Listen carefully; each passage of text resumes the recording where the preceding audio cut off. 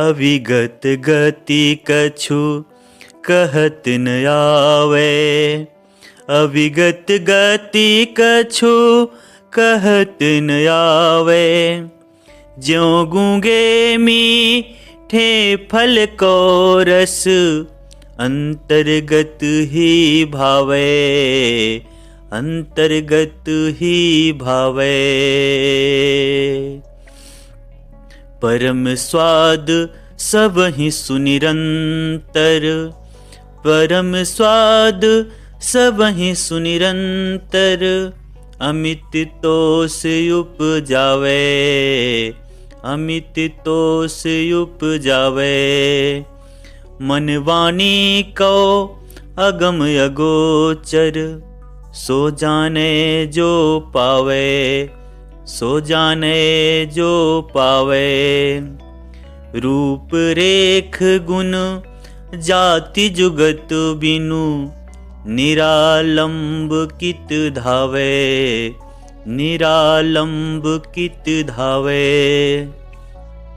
सब विधि अगम विचारहि तातय। सब विधि अगम विचारहि तातय। सूर सगुन पद गावे। सूर सगुन पद गावे। अविगत गति कछु कहत न आवे। अविगत गति कछु कहत न आवे। नमस्कार छात्रों, आज मैं आपको हिंदी के पहले चैप्टर का दूसरा पद पढ़ाऊंगा, अविगत गति कछु कहत न आवे। इसके पहले मैं पहला पद आपको समझा चुका हूं, दूसरे पद को आप सुन चुके हैं। आइए इसकी व्याख्या को समझते हैं।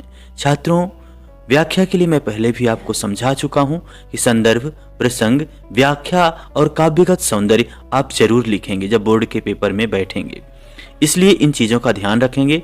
सबसे पहले मैं आपको व्याख्या समझाऊंगा, इसके बाद मैं आपको संदर्भ, प्रसंग, व्याख्या और काव्यगत सौंदर्य टाइप करते हुए दिखाऊंगा कि कैसे आपको लिखना है।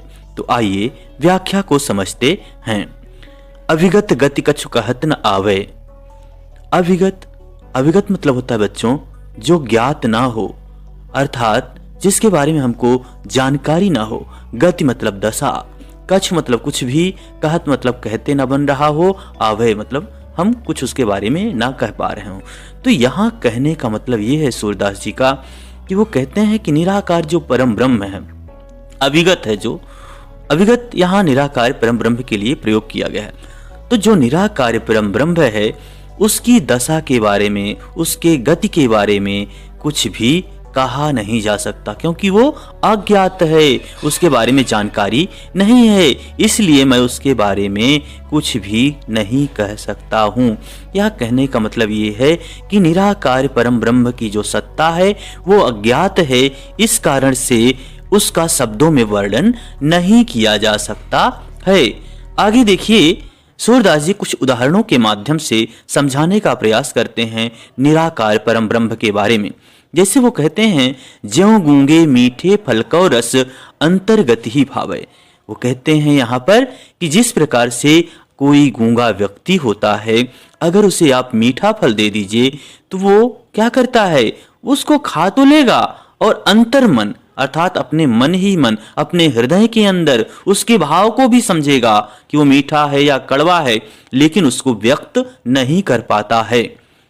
इसीलिए कह रहे हैं कि ज्यों गूंगे मीठे फल को रस अंतर्गत ही भावे। जिस प्रकार से कोई गूंगा व्यक्ति मीठे फल के रस का आनंद भीतर ही भीतर अर्थात मन के अंदर ही लेता है, लेकिन उसे व्यक्त नहीं कर सकता या बता नहीं सकता, ठीक उसी प्रकार से जो निराकार परम ब्रह्म है उसके बारे में भी वर्णन नहीं किया जा सकता है। ठीक उसी प्रकार से निराकार ब्रह्म के स्वरूप को वाणी के माध्यम से, मुख के माध्यम से व्यक्त नहीं किया जा सकता है। आगे देखिए, परम स्वाद सबहि सुनिरंतर अमित तोष उपजावे। परम मतलब अत्यधिक, स्वाद आप समझ रहे हैं, सबहि सुनिरंतर, निरंतर मतलब अंतर्गत, अमित मतलब अधिक, तोष मतलब संतोष, उपजावे मतलब प्रकट करना। तो यहां पर अब कह रहे हैं कि परम स्वाद, अत्यधिक स्वाद सब ही सुनिरंतर अमित तोष उपजावे। जो इस प्रकार का निराकार परम ब्रह्म है, उसके स्वाद को, उसके अत्यधिक स्वाद को क्या कर सकते हैं? वही लोग प्राप्त कर सकते हैं जो उस भक्ति में लीन हैं या उस भक्ति को करने वाले लोग हैं, जो पहुंचे हुए लोग हैं, वही इस प्रकार की भक्ति से आनंद प्राप्त कर सकते हैं। अमित तोष उपजावे, इससे अत्यधिक संतोष तो प्राप्त होता है। इससे क्या होता है? इसकी अनुभूति से ही, निराकार परम ब्रह्म की अनुभूति से ही अत्यधिक संतोष तो इंसान को प्राप्त होता है जो भक्त होता है, लेकिन वो उसको बता नहीं सकता, प्रकट नहीं कर सकता। क्यों? क्योंकि वह मन वाणी को अगम अगोचर सो जाने जो पावे। तो कहते हैं वो मन से, वाणी से, अगम अगोचर, अगम अगोचर मतलब जो पहुंच से बाहर है, इंद्रियों से परे है, तो उसको क्या कर सकते हैं? वही लोग बता सकते हैं जो जाने, जो उसको जान गया है, सो पावे, जो उसके बारे में जानता है। जो ऐसे भक्त हैं जो उसके बारे में जानते हैं, वही उसका आनंद प्राप्त कर सकते हैं। ये आम भक्तों के लिए इसका आनंद नहीं है। निर्गुण परम ब्रह्म का आनंद सामान्य जो भक्तगण हैं वो प्राप्त नहीं कर सकते, क्योंकि वह मन से, वाणी से और हमारी इंद्रियों की पहुंच से बाहर है। जो हमारी पांचों ज्ञानेंद्रियां हैं, आप जानते हैं, उन पांचों ज्ञानेंद्रियों की पहुंच से बाहर होने के कारण हम उसकी भक्ति को नहीं समझ सकते, नहीं उसकी पहुंच में है, इसलिए हम उसको नहीं पा सकते। इसीलिए कहा गया है कि जो जाने सो पावे, जो उसके बारे में जानता है वही उसके आनंद को प्राप्त कर सकता है। रूप रेख गुण जात, जाति जुगति बिनु निरालंब कित धावे। जिसका कोई ना रूप है, न कोई उसकी रेखा है, मतलब कोई चिन्ह नहीं है निर्धारित, न कोई उसका गुण है, न कोई उसकी जाति है, न जुगत मतलब कोई युक्ति है। इन सब के बिना निरालंब मतलब किसी आधार के बिना कित धावे, किधर दौड़ा जाए, किसी किधर भागा जाए, किधर उसको ढूंढा जाए। जब उसका कोई रूप रंग आकार नहीं है, तो ऐसे निराकार परम ब्रह्म को प्राप्त करने का जब कोई उपाय भी नहीं है, ऐसी स्थिति में उसे प्राप्त करने के लिए बिना किसी आधार के कहाँ दौड़ा जाए, किधर उसको दौड़ करके पकड़ा जाए।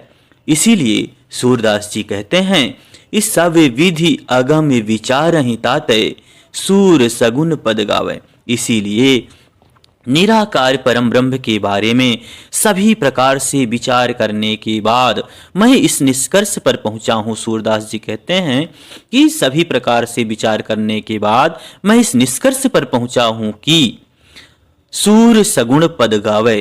कि सूरदास जी जो सगुण रूप की लीलाओं का वर्णन करने वाले गीत हैं, पद हैं, उन्हीं का गायन करेंगे। तो इस प्रकार से सूरदास जी कहते हैं कि मैं इस निष्कर्ष पर पहुंचा हूं कि मैं सगुण भक्ति करूंगा, वही सबसे श्रेष्ठ भक्ति है। अब छात्रों आइए इस पद के संदर्भ, प्रसंग, व्याख्या और काव्यगत सौंदर्य को समझते हैं। सबसे पहले आप संदर्भ लिखिए। संदर्भ में लिखिए, प्रस्तुत पद्यांश हमारी पाठ्यपुस्तक हिंदी के काव्य खंड के पद नामक पाठ से उद्धृत है। इसके रचयिता सूरदास जी हैं और यह सूरसागर से लिया गया है। अब प्रसंग लिखिए। इस पद्य में सूरदास जी ने निर्गुण ब्रह्म की उपासना में कठिनाई का वर्णन करते हुए सगुण ईश्वर की लीला के गान को श्रेष्ठ बताया है। मतलब यहाँ ये है कि सगुण को यहाँ सर्वश्रेष्ठ बताया है और निर्गुण परम ब्रह्म की जो उपासना है उसको कठिन उन्होंने बताया है। व्याख्या देखिए। यहाँ पर सूरदास जी कहते हैं कि निराकार ब्रह्म की सत्ता अज्ञात है, शब्दों में उनका वर्णन नहीं किया जा सकता है। जिस प्रकार गूंगा व्यक्ति मीठे फल के रस का आनंद भीतर ही भीतर लेता है, उसे व्यक्त नहीं कर सकता है, उसी प्रकार निराकार ब्रह्म के स्वरूप को वाणी से व्यक्त करना कठिन है, क्योंकि वह ब्रह्म इंद्रियों की पहुंच से बाहर है। न उसे देखा जा सकता है, न सुना जा सकता है, न स्पर्श किया जा सकता है। उसकी अनुभूति केवल उसी को हो सकती है जो उसे पा चुका है। निराकार ब्रह्म का न तो कोई रूप है, न कोई निश्चित विशेषता है, न उसकी कोई जाति है, न उसको प्राप्त करने का कोई उपाय है। ऐसी स्थिति में उसे प्राप्त करने के लिए बिना किसी आधार के कहाँ दौड़ा जाए। इसलिए निराकार ब्रह्म को सब तरह से अगम्य मानकर सूर्य ने सगुण रूप की लीलाओं को अपने पदों में गाया है। काव्यगत सौंदर्य। पहला है, निराकार ईश्वर की उपासना को कठिन तथा साकार की उपासना को तर्क सहित सरल बताया गया है। दूसरा, भाषा साहित्यिक ब्रज है। तीसरा, शैली मुक्तक है। छंद गेय पद है। रस भक्ति और शांत रस है। अलंकार अगम अगोचर तथा जाति जुगत में अनुप्रास अलंकार है। ज्यों गूंगे से लेकर उपजावय में दृष्टांत अलंकार है। शब्द शक्ति लक्षणा है। गुण प्रसाद भाव साम्य। देखिए, इसी प्रकार से अगर आपको कोई भाव साम्य याद रहे तब आप लिख सकते हैं। यहाँ पर तुलसी जी भी निर्गुण ब्रह्म का वर्णन करते हुए कहा है, बिनु पग चले सुनय बिनु काना, कर बिनु कर्म करय विधि नाना, आनन रहित सकल रस भोगी, बिनु वाणी वक्ता वण जोगी। तो यहीं पर छात्रों जो दूसरा पद है आपका अविगत गति कछु कहत नावे, उसकी व्याख्या समाप्त होती है। अगर आपको ये व्याख्या पसंद आई हो तो वीडियो को लाइक करें, चैनल को सब्सक्राइब करें और अपने साथियों के बीच में शेयर करें। धन्यवाद।